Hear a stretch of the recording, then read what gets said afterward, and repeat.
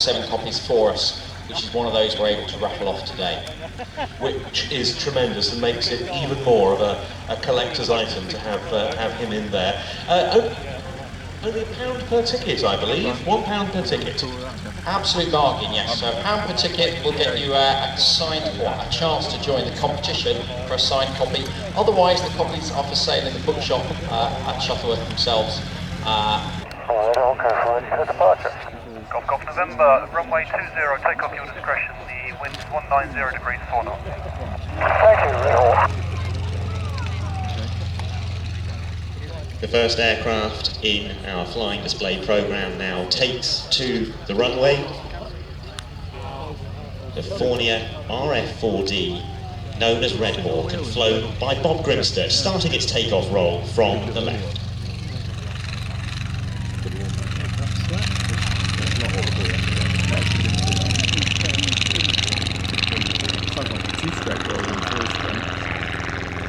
We will get the Slingsby into the air, but it shall be the Fornia that commences the flying display action. A light single-seat sports aircraft that first flew in 1966. And in many countries it is considered, due to its low power, long wings and good glide ratio, to be a motor glider, even though it was never intentionally designed as such.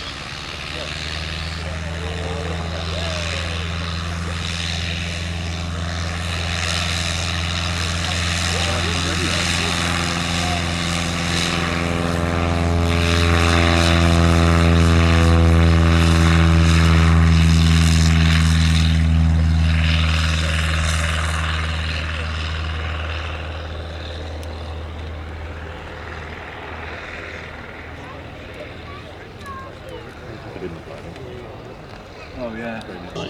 About to open our flying display here at day 2 at the Shuttleworth Festival of Flight. Bob Grimstead in the Fornia RF4D.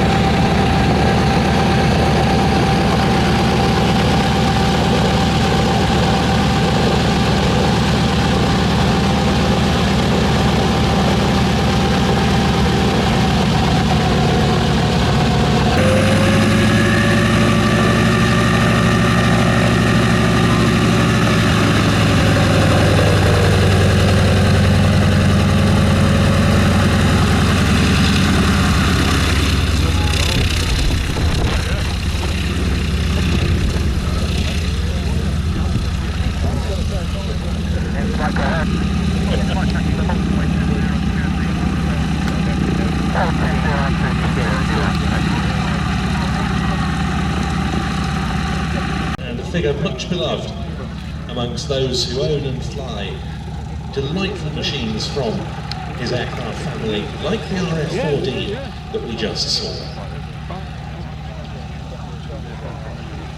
We're shortly to see demonstrated some beauty from a truly classic British type. It's the T-21B, which was known to the Air Training Corps as the TX-1. And the one we're about to see comes from the Southdown Gliding Club. If you look high and to the left.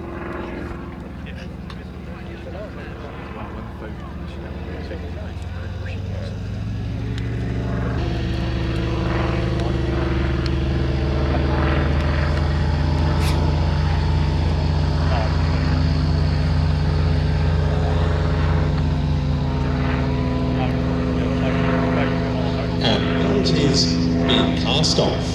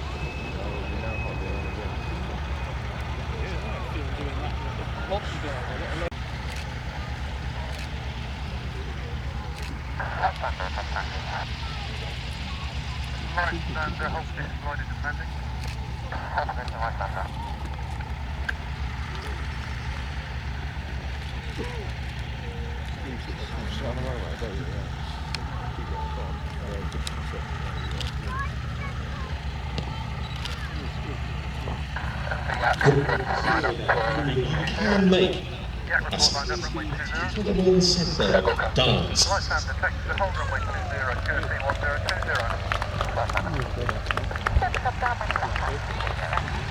The Yak 3 rolling.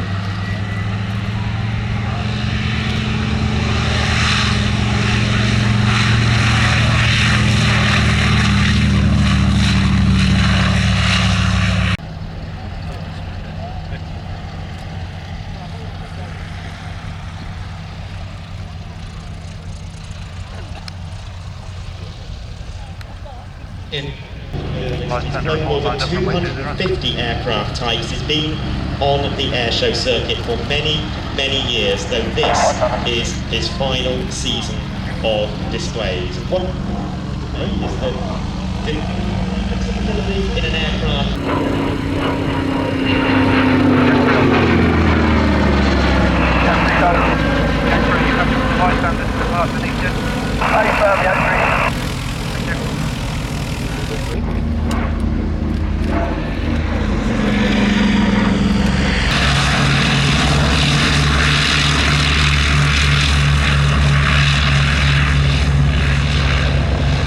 Also being used the Messerschmitt BF-109G and the Focke-Wulf FW-190.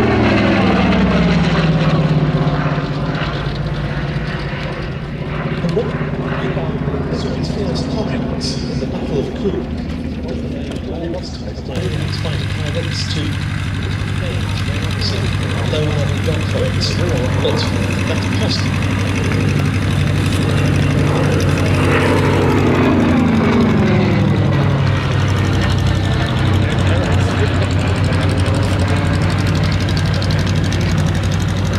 Look, the effective of 1944, what gained fame on the Yak 3.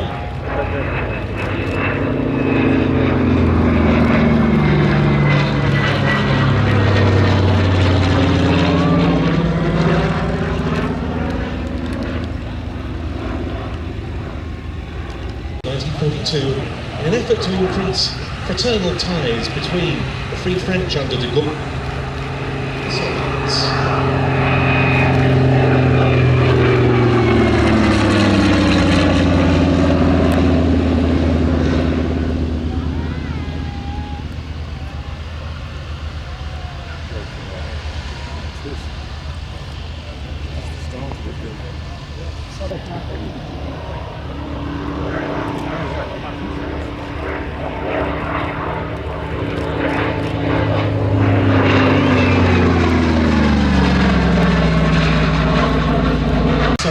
'Former Soviet and now largely Russian aviation companies were looking to diversify. Now their large guaranteed military orders were no longer going to be coming in.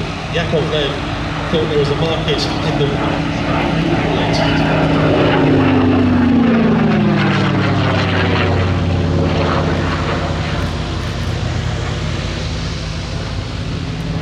Yes, so while some maybe have referred to this aircraft as it was decided to go for a trusty Western with either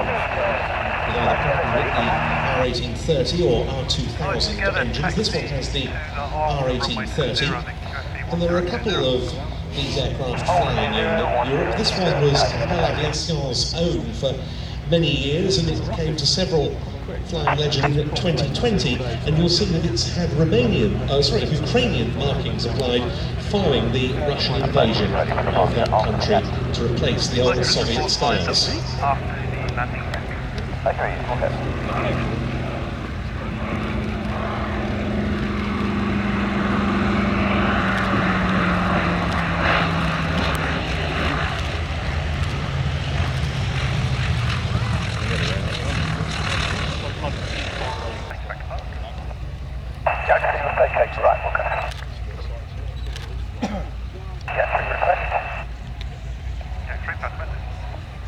Yeah, the crowd when I was parked before asked at the end. Right, well, we're moving on with the programme to enact in one slot's time our Bristol Mercury formation, for which the Lysander got airborne underneath the Yak. Pretty much ready to roll. They'll be meeting up with the Lysander in the hold, and then we'll be taking you back to the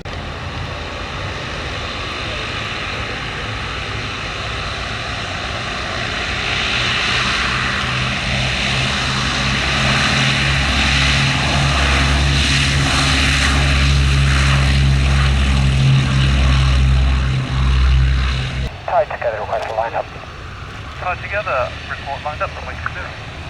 Okay, tied together.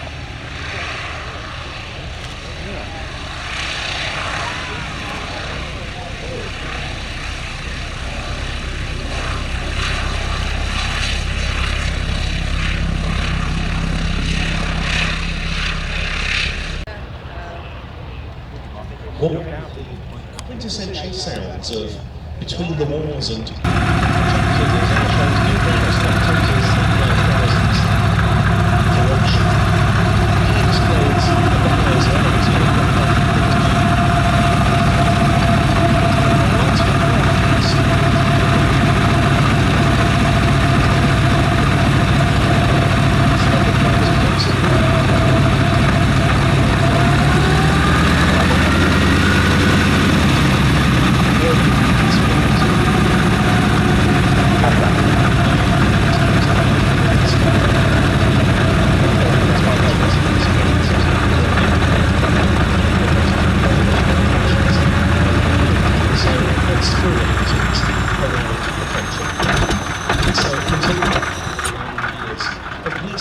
or it's quite remarkable that one of them survives, let alone in airworthy condition. An aircraft that first flew towage that much easier. A pleasant tool as a flyer, but it was never destined for any great commercial success. And one of the former Shuttleworth pilots, the late David O, flew the Elf as well as the Avro Avian and the de Havilland Moth. The Elf's main contemporaries felt that its lack of success was unsurprising. So, to the engine pageant era with our tied together trio.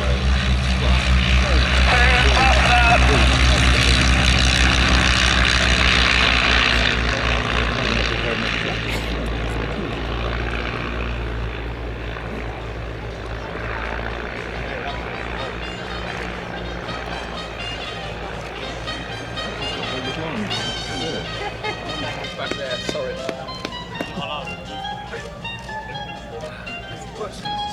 Came over, yeah, brilliant. Where are you based in Canberra?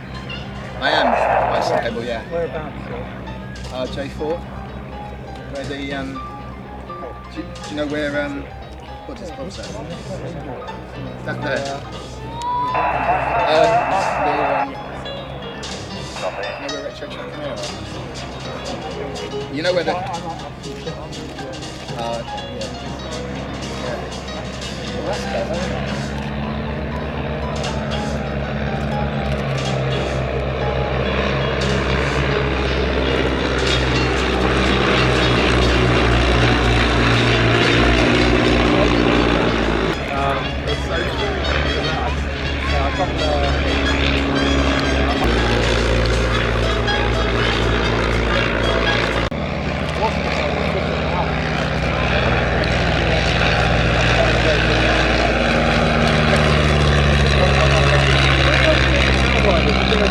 Moths or the Blackbird B2, which we also have here, which have the pilot and their either student and the fuel much nearer the centre of gravity, which is of course better for stability and control as fuel burners.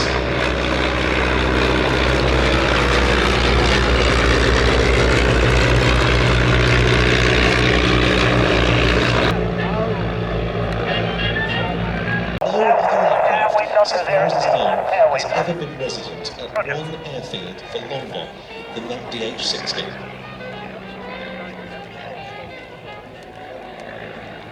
Eagle 2 and 3. Now downwind right hand for development of light 80, aviation stop at that wind. the DH-60, and we'll be celebrating that at the special event being staged. Your discretion, wind now 030. Coming to landing 02, tied together. Using their new aircraft, for example, to take part in the air races of the year, particularly the King's Cup, which was always very important to them. Very good, an aircraft of that size and performance was remarkable, really. Yeah, and he was among many famous owners. The Prince of Wales owned one. The British businessman Sir Francis Chichester, he flew his all the way to New Zealand. Did attempt a full circumnavigation of the world, but It's making its debut here today. Time off just going around there to achieve some great separation between the three landing aeroplanes. Apart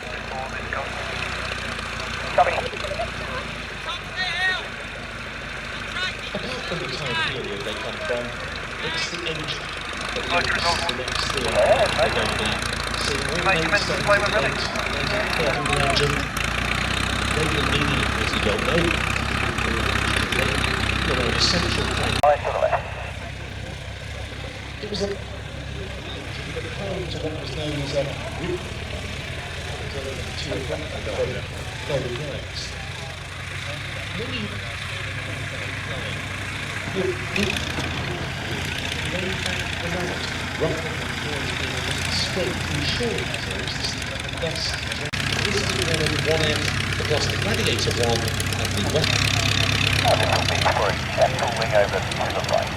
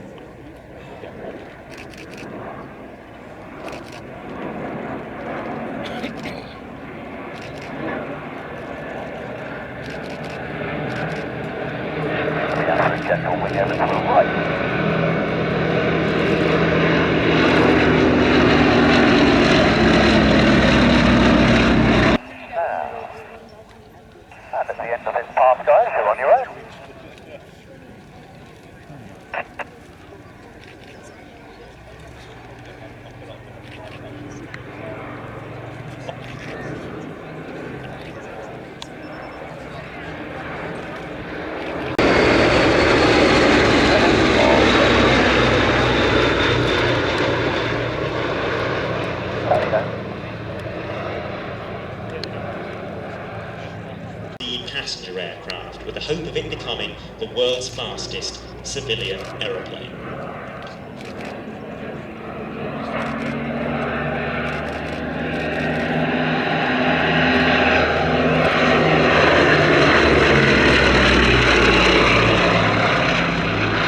Prototype that they called the Type 142, an aircraft with a top speed of over 300 miles an hour. It quickly became clear that this 8-seat twin-engined aeroplane was faster than any fighter in the Royal Air Force Infantry at that time, and that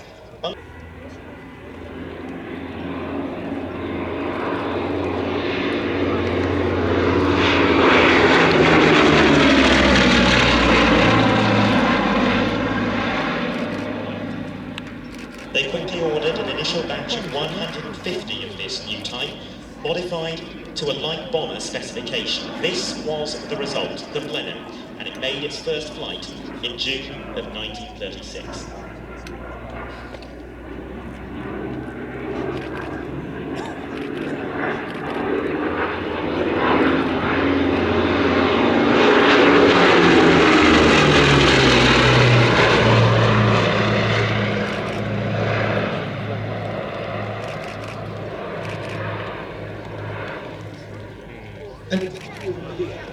Of the performance advance that this aircraft delivered. The Blenheim speed one form was 260 miles an hour. That of the Hawk, which it replaced in part, 186 miles an hour.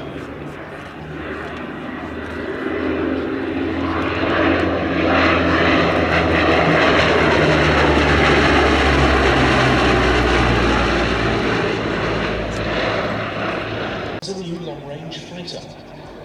So they began to be equipped with a ventral gun pad, Mark 1F for fighting.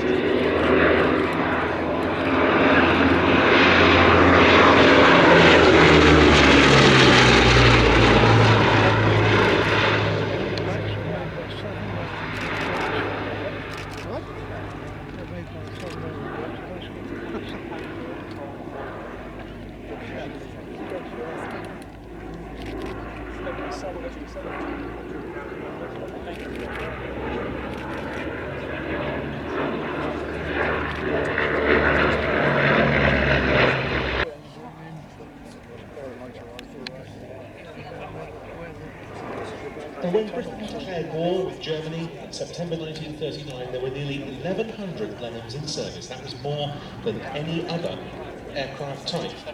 And Blenheims were involved in some of the earliest actions of World War II over Germany.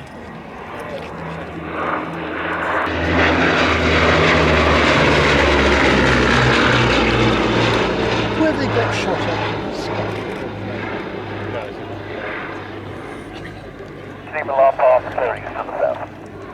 The extent of the losses suffered on Bomber Command's first raid of the war on the 4th of September.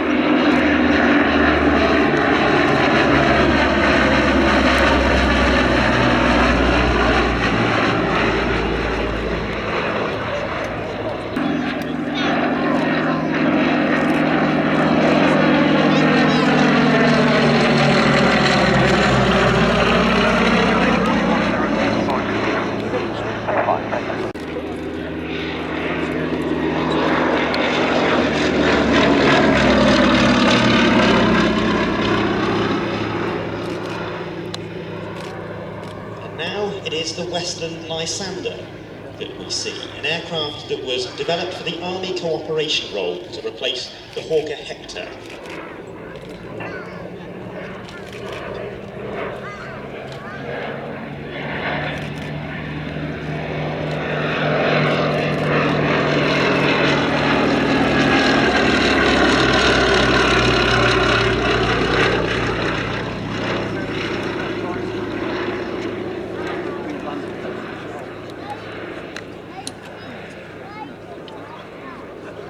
To double as counterweights for Browning machine guns.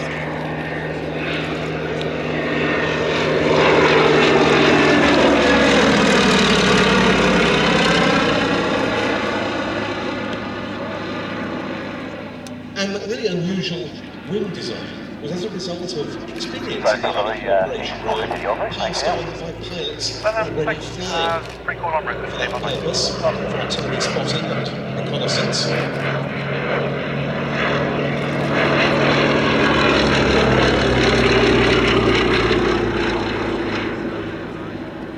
Yes, it looks from sides like a golfing design, but it isn't. The wings are completely flat, there's no angle at all. And they're combined with fully automatic flaps and slats, which gave the Lysander a stall speed of just 56 knots, impressively slow for an aircraft of this size.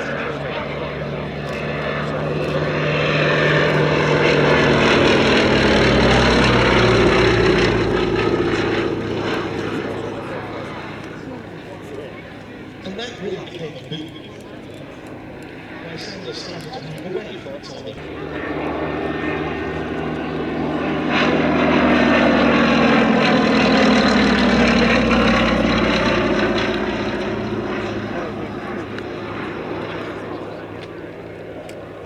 Those missions would occur under the cover of darkness, and so the Lysanders used in that role were painted matte black. They were fitted with a drop tank under the belly for extra range.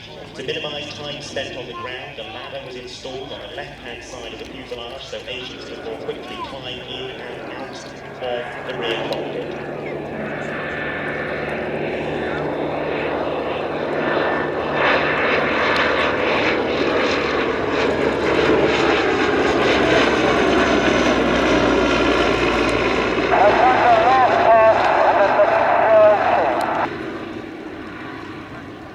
And let's not forget, in considering the special duties Lysanders, that the pilots had nothing like modern navigational aids at their disposal, and they were being forced to seek out fields, very short landing sites, as Adam said at night.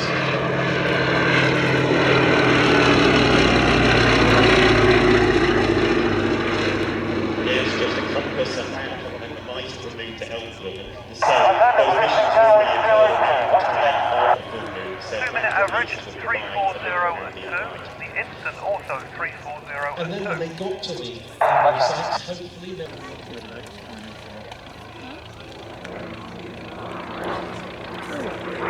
and the last of our Mercury trio, the Gladiator.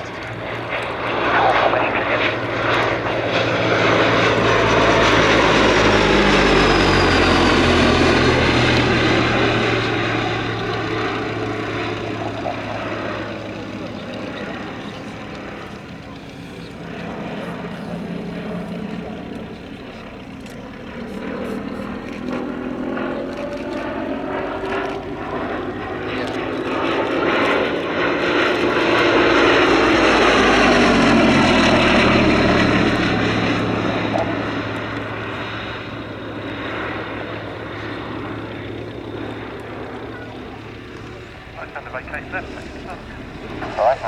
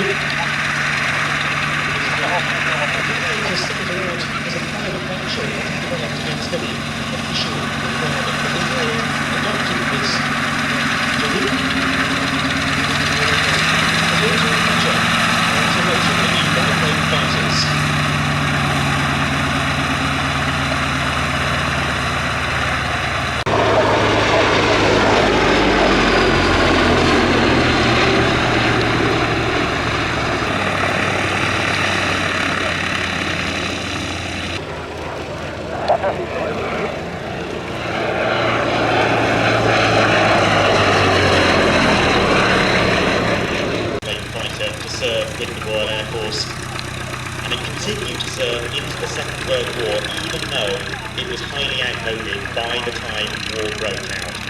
Nonetheless, Gladiator crews fought.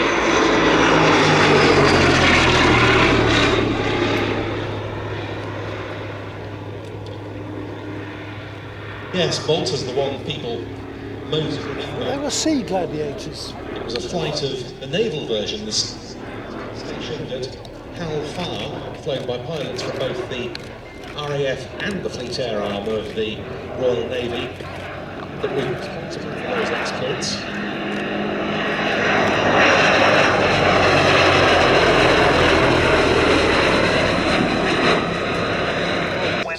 Calm, assuming an average 290 at 2. Biplane fighters, the Fiat CR-43, CR-42s and CR-32s, but they were against more modern German. Interval formation, runway taxi to the Interval formation, taxi to hold runway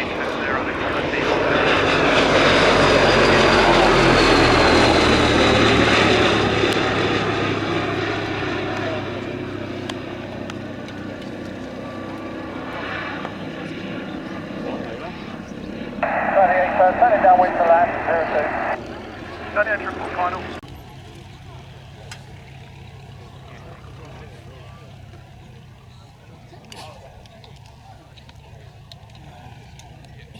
What a lovely 20 minutes or so from the three Bristol Mercury-powered RAF combat aircraft, which was flown by John Gowdy, as I said.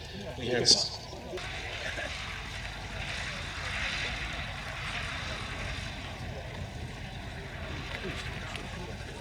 Take left to park.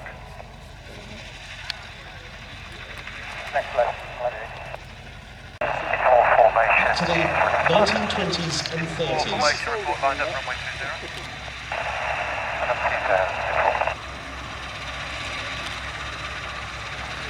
And with this, we're going to be seeing two Shuttleworth aircraft, which are both flying survivors.